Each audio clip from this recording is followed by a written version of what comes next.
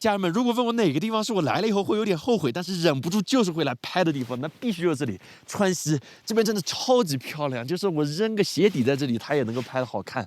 然后这个是大疆的 DJI Mac Mini， 这也是我们这次的赞助商，他们支持我们来到这里来做这个录制。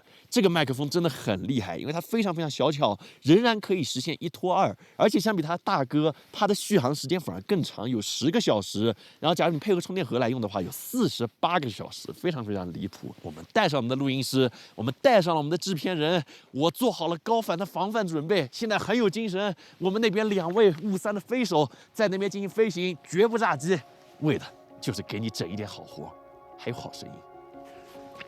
开干！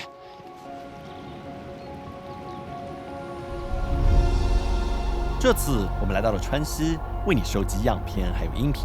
那还是老规矩，这类素材你可以随意使用，甚至商用也可以。而节目中你将听到的大量声音，都是我们使用全新的 DJI Mac Mini 来录制的。如果你是南方人来到川西，请一定要有心理准备，这里海拔动不动就在4000米以上，这高原反应带来的晕眩感，注定会陪伴你一段时间。而这时候，请千万不要洗热水澡，不然会极大的加剧这一现象。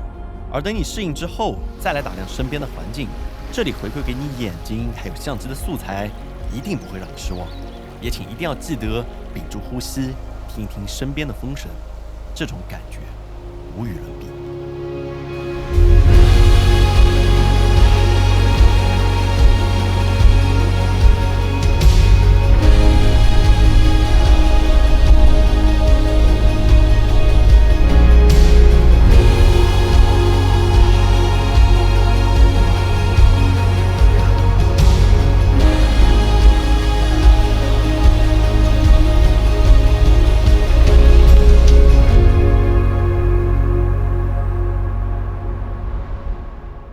现在开了3、4个小时的车，进入到了真正的山里面。这边是什么？德格县的麦宿镇。我发现一个巨离谱的，就刚刚我们就在注意点这个地方，就你看它这边的这个翻译的精准度，我觉得很难以置信。比如说这个什么 Clay Sculpture Class、Bronze Statue Class， 当他看 Institute， 就怎么能够翻得这么准？然后我们了解了一下。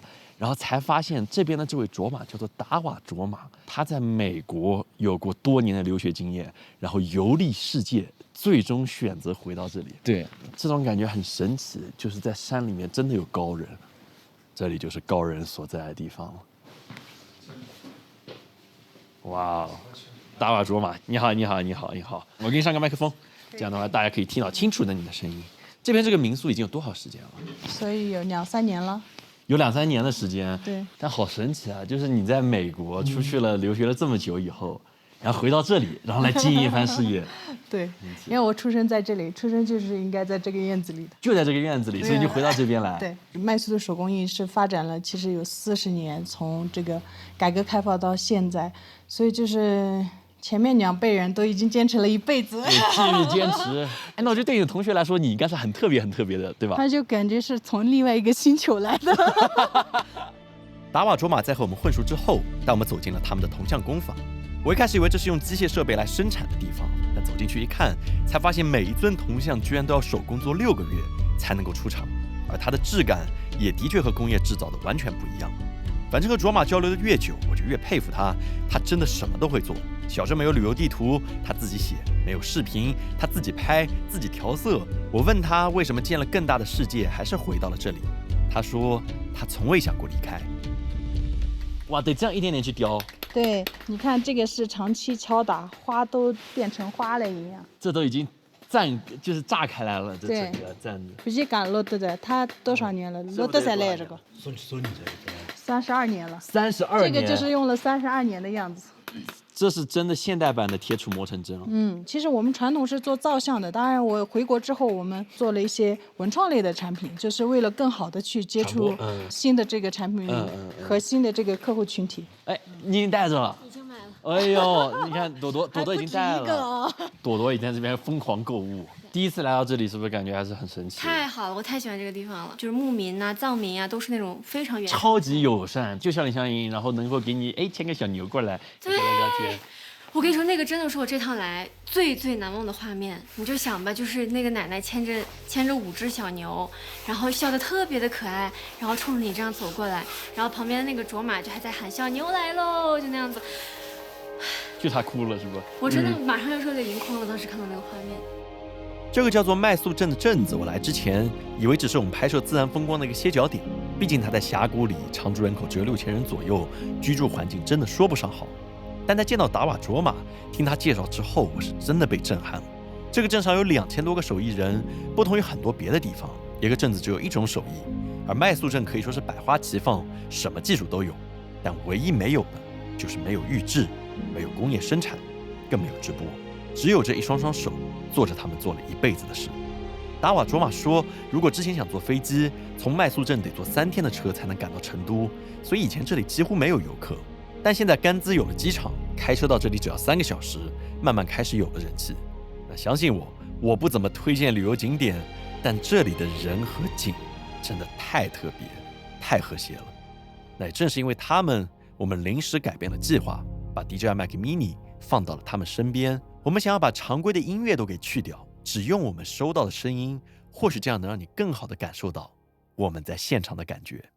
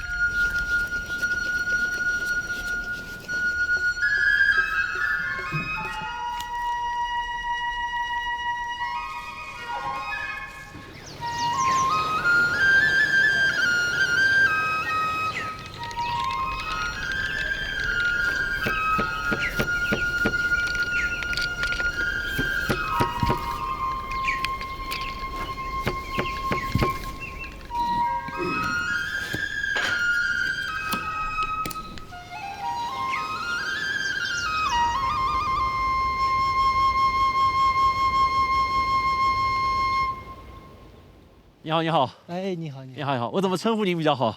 我叫曲珍，曲珍，曲珍老师，您吹笛子得有多少年了？从小就吹了，从小几岁？大概应该10几岁吧。10几岁就开始了。OK， 好厉害呀！就一定程度上你会看到这个时代的进步，还挺有意思的。我们现在对拍，你看，这是1.0版本的 Vlog， 大家拍摄的这个解决方案非常非常大，都是这样拍。以前拍 Vlog， 你看我现在就是新时代，现在是3.0版本了。以前后面还有一些那种防抖的相机、运动相机拍，但现在我就是喜欢这样，就是插一个接收。这几年麦克风变得最大的就是它易用性高了太多太多。以前需要一个专业的录音师调增益、调各种东西，3.5毫米接来接去很容易出错，但现在就是一个 C 口，直接插到你手机上面。那你看，我只要这样，我这边收到声音，看见没有？我直接就能录进来。现在我们来到的是多普沟景区，然后后面呢就是雪山，然后还有很多的树，非常的漂亮。然后你用手机现在调色调出来，就已经可以做这个专业的处理了。我现在去发布会，其实上一次我去苹果做发布会，我就是用了这套方案。然后比较好的一点就是，比如像 Pocket 3这种设备，你就不需要插这个接收器了，你直接就可以配对到 Pocket 3或者 Action 4或者 Action 5 Pro 上面，它有这个 Osmo Audio 的整一套系统是兼容的，反正是一个很聪明的一个逻辑。这个是一个相对来说非常非常昂贵的立体声麦克风，超级贵，你一定要把耳机戴上，你才有这个感觉，就可以绕着它走。然后呢，就是现在你要知道，在现场这样录，最能够伤害的是录音师。坤儿，你打卡打了吗？虽然没有打卡，但是我想你打个卡呢。哇哦！然后你还可以摸他的头，就摸他的感觉，会感觉在摸他。哇哦！就是你们也可以听到，就是我们录音师的感觉。其实不要以为在摸我，其实在摸你们，在摸每一个人。哦，对，这里还有一个很搞笑的，就是Red 摄影机有个很有意思，你可以自定义它录制时候的音效。然后在我们公司里面，我不知道是谁，他就给我们这边这个音效换成这个了，你听一下。每按一下都是进账的这个声音，离谱。做这个系列，我感觉最好的一点就是现在发现很多人都已经开始推荐大家上我们的网去下这些免费素材练习了。很多朋友说原素材有什么意义？但原素材上能让你很多后期的空间。想学调色的人，想练习剪辑，或者想做特效，我相信都会受益的。其实我一直很想，如果《妙片日记》还有我们的商业能够做得够好的话，我很想买一架直升机，然后下面挂上一个云台，能给大家做这种直升机的特种的航拍素材，应该还是挺不错的。虽然买直升机是吹牛，这八字还没一撇，但是好歹我们这次能带一些大型的无人机，给你拍一些优质的航拍。川西真的是飞无人机的圣地，层峦叠嶂，错落有致。如果你来玩，请一定不要忘了带它，但是需要注意周边环境，以防炸机。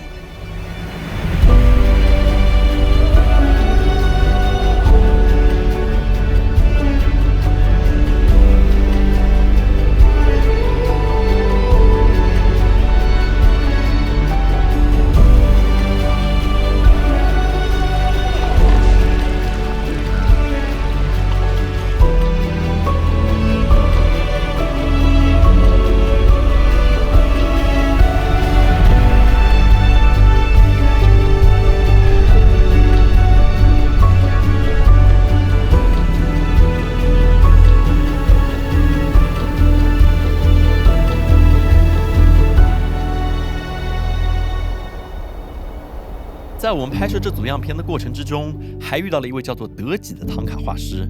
那这融入了山水、人物、动物，还有神话故事，细节感拉满的巨幅唐卡，就是他的大作之一。我该怎么形容？这个是我第一次看到一幅画，我觉得有8K 的分辨率。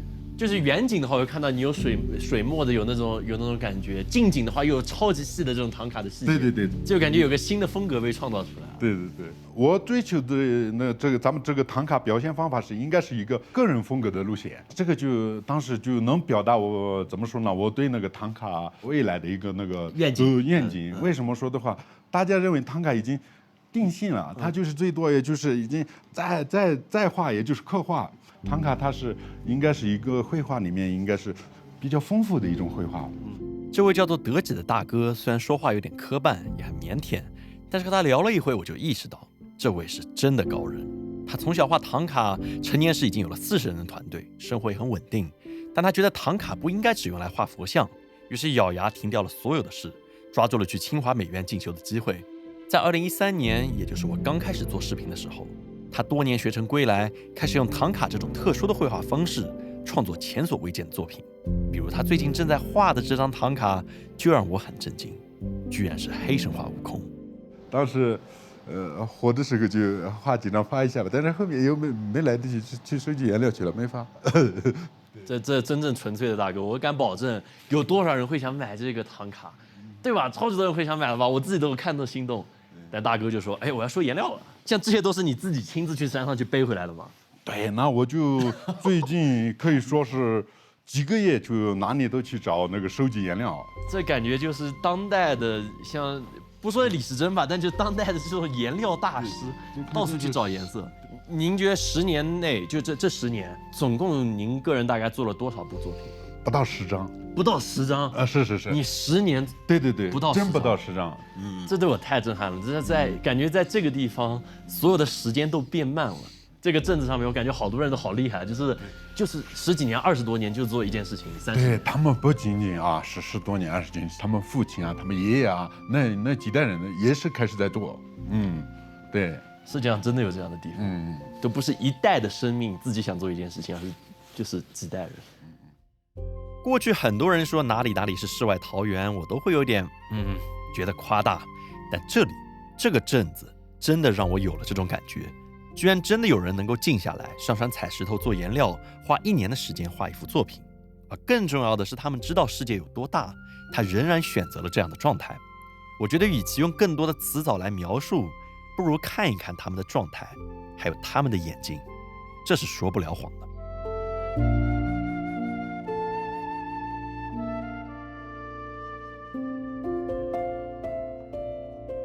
他们真的有点太过友善，一直给我们投喂食物还不收钱，搞得我们很不好意思。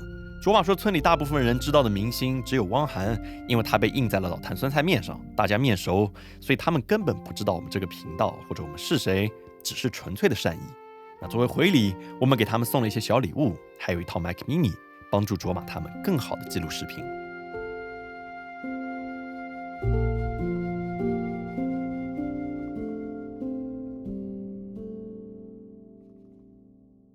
拜拜，拜拜，拜拜，拜拜。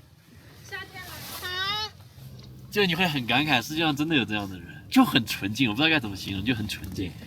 就他们的心思可能没有那么的活跃，他不会去想这么多，他就是见到哎有来客，哎那就好好的招待，就是会一直给你吃，一直招待你。然后我坐在那边都有点坐立不安，就太友善了，太友善了。还送了我们一个礼物呢，手工做的，是个手链。哦，就是得再感叹一遍，怎么能有这么好的人？至此，我们的第17样片日记素材收集已经基本完成。相比过去大量的自然风光，这次我们的重点放到了人身上。希望你在看了他们的故事之后，再来看这些清晰的素材、悦耳的声音，会有点不一样的体会。直到现在，你知道在中国川西的崇山峻岭之下，存在着这样一个小镇——麦宿镇。